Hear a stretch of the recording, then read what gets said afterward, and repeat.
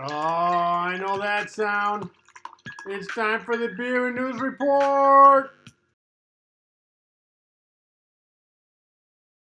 Hi, and welcome to the Beer and News Report. Cheers. Thanks for all your comments. Everyone really seemed to like Coconut Man and wanted to see more shows. But if you remember on the last show, Coconut Man left my house and went to Las Vegas with my nephew. So I don't have him around anymore, and thus I can't make any more videos of his adventures. But maybe he'll come back someday and I can do more shows. Until then, let's have a drink to Coconut Man. Cheers.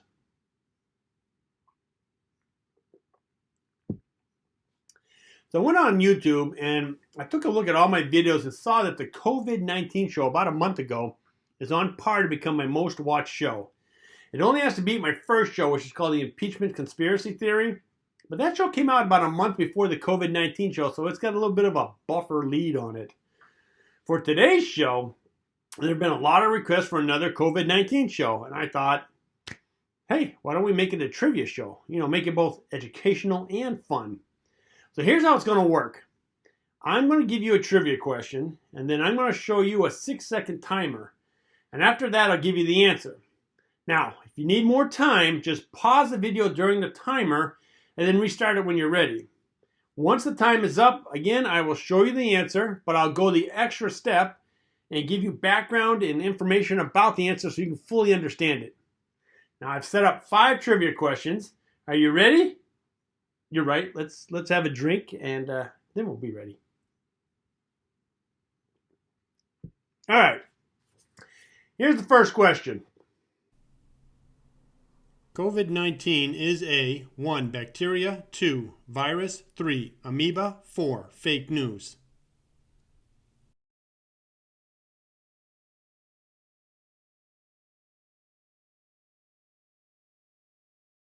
The answer is 2. A virus.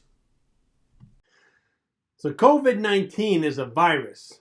If it was a bacteria, then we would be able to fight it with antibiotics. Those don't work against viruses.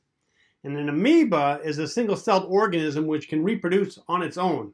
Literally, it doesn't need anyone else. It just splits apart when the time is right. Talk about an awesome diet plan. Imagine eating whatever you want and then you weigh yourself. Oh, damn, I gained 100 pounds. Oh, well, let's just split that 100 pounds off and reproduce. Now, where did I put that bag of Cheetos? And as for fake news, it actually does kind of sound like fake news. I mean, COVID-19, that doesn't sound scientific.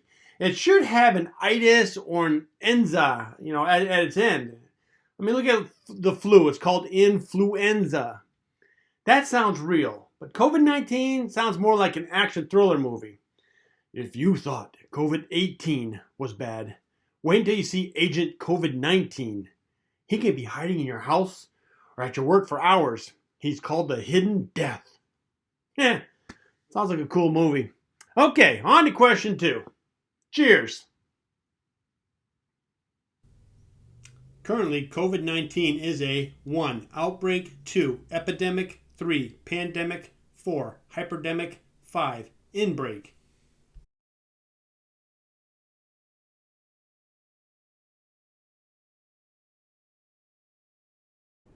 The answer is 3. A pandemic. This may be the beer talking, but doesn't that timer seem longer than 6 seconds? I really need to quit doing this show on an empty stomach. Okay, here's the breakdown. An outbreak is when the virus breaks through the normal number of infections.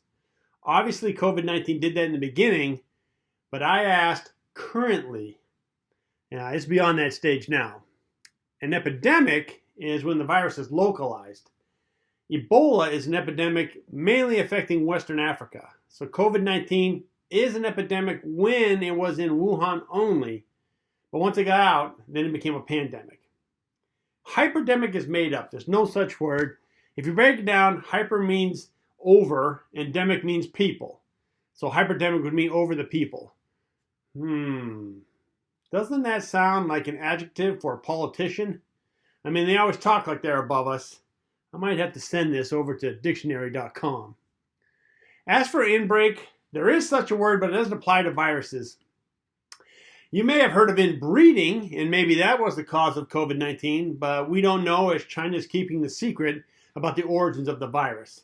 Okay, time for question 3. Let's have a drink. Cheers. The COVID-19 virus is exactly like the flu virus. 1. Yes, in every way except the name. 2.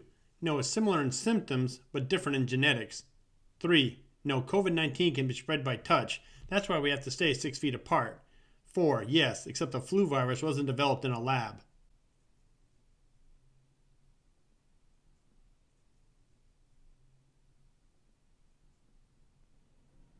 No, it's similar in symptoms but different in genetics. Number 2. Did you get it right? The best way to explain the answer is to show you a picture of COVID-19 and the flu virus. As you can see, COVID-19 on the left is different from the flu virus on the right.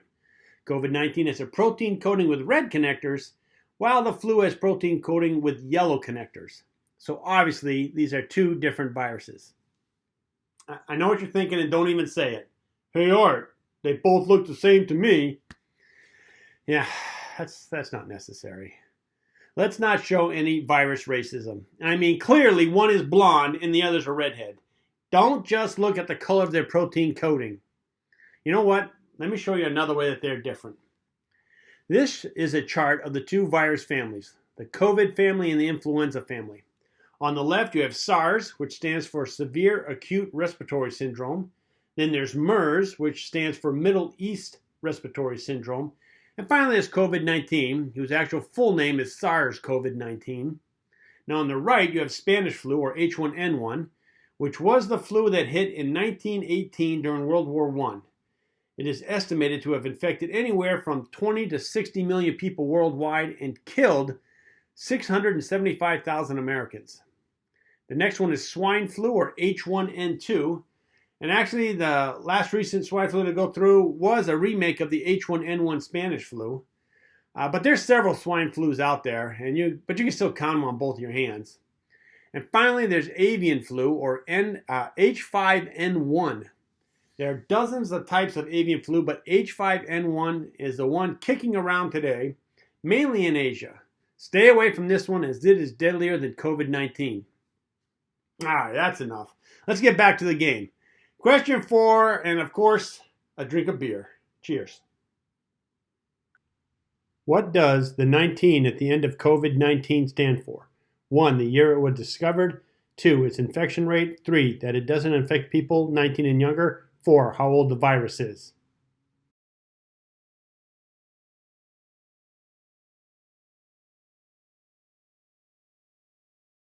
The answer is number 1, the year it was discovered. Yep, COVID-19 was discovered in 2019, and that's where the 19 comes from. Didn't they learn anything from Y2K? Remember that problem in 1999 when all the computers were going to crash because they were using a 2-digit system to show the date, but that had to be changed to 4 digits because of the year 2000? Isn't that going to happen again when we hit the year 3000 and everyone will think, oh my God, COVID-19 is going to happen in 3019? Didn't we learn anything from our mistakes? All right, well, the infection rate is way lower than 19, but I don't want to give you the answer because it's a trivia question on my next show. But remember that because one of the choices is 19 and you don't want to pick it. The choice 3, that it doesn't infect people 19 and younger, well, it does, but the majority of the people infected are older than 19. It's a little bit of a trick there. And obviously 19 doesn't represent its age because a teenager would never go near old people. And by old people, I mean anyone over 30. As Jimmy Fallon would say, ew. All right, down to our last question. And this is good because I'm running low on beer. Cheers. Does drinking alcohol prevent the infection of COVID-19? 1, who cares? It's alcohol.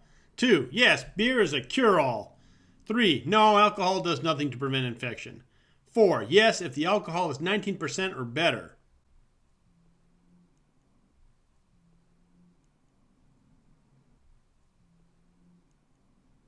The answer is 3. Nope, alcohol does nothing to prevent infection.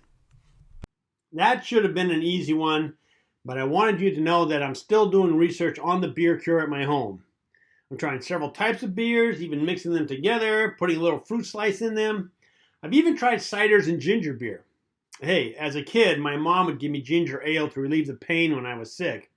Maybe there's something to ginger beer. You don't know unless you try. Well, I hope you had fun. I plan on doing another trivia show next week and focus more on COVID-19's effects and what we can do to fight it. As you can see, my beer is almost empty, and that means we're at the end of the show. I hope you enjoyed it, and please hit the like button. As always, if you want to get notified when my next show comes out, click the subscribe button below. Also, I want to leave you with a parting gift. The California shelter-in-place has been extended to the end of May, and I've been going through my old movies, and I just watched Airplane. Dang, that movie's funny. And it got me curious about Leslie Nielsen, so I did a search on the net and watched a short biography, and I'm going to leave you with what he likes to do during interviews. It's hecka funny.